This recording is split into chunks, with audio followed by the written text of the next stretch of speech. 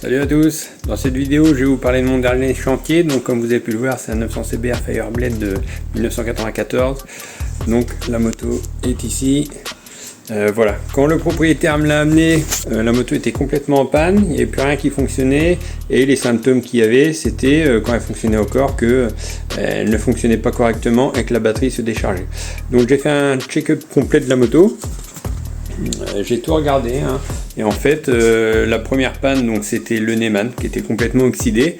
Donc sur ces modèles là qui sont pas récents, le Neyman se démonte complètement, donc j'ai pu le démonter, le nettoyer, le graisser et ensuite c'est reparti.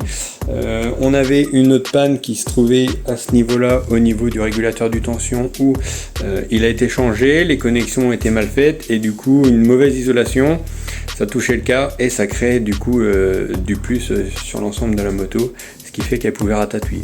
Donc une fois que tout ça s'était soldé, j'ai remis la moto en route. Elle ne fonctionnait toujours pas correctement, donc j'ai démonté les carburateurs. Sur les carburateurs, donc il y avait deux vis de richesse qui étaient abîmées. Il y en avait une qui était complètement cassée, qu'on ne pouvait plus dévisser, et qui était grippée, et une deuxième pareil. Donc j'ai changé les 4 vis de richesse pour repartir forcément sur la même base sur toutes les vis. Et ensuite j'ai passé l'ensemble des carburateurs, une fois qu'ils étaient démontés, à la machine à ultrasons. Donc on les a bien nettoyés, je les ai remontés, synchro. Et là c'était reparti, la moto fonctionnait correctement. Donc après en faisant le check-up de la moto, j'ai vu que le joint de cours culbuteur, le joint de cours culasse plutôt, fuyait. Donc avec le propriétaire on a décidé de le démonter et de le remplacer. On en a profité par la même occasion pour faire le jeu aux soupapes. Il s'est avéré qu'il y avait 8 soupapes à régler, donc je me suis occupé de tout ça. Une fois que j'ai fait tout ça, il a fallu refaire une synchro de carbu. Je me suis rendu compte aussi pendant la synchro, du coup, et en testant la moto, que le ventilateur ne fonctionnait pas. Donc après un petit check de l'ensemble du circuit de refroidissement, vous aviez pu voir dans une précédente vidéo où j'avais testé le Carlostat, donc ça y est, pas de souci. Et en fait, ça venait tout simplement du contacteur de température qui est sur le radiateur, qui était HS.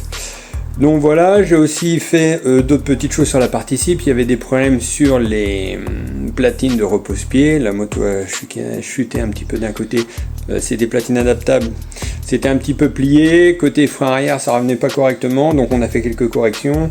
Des petites corrections aussi, vous pourrez le voir dans la vidéo, sur la partie arrière qui a été refaite. La partie noire, hein, ici, elle était cassée à ce niveau là, hop, elle était cassée ici, donc je l'ai refaite, je l'ai repeinte, donc c'est nickel. Donc voilà, vous allez pouvoir voir dans l'ensemble de la vidéo qu'il y a eu pas mal de boulot de réaliser, un bon nettoyage aussi pour vraiment la rendre nickel.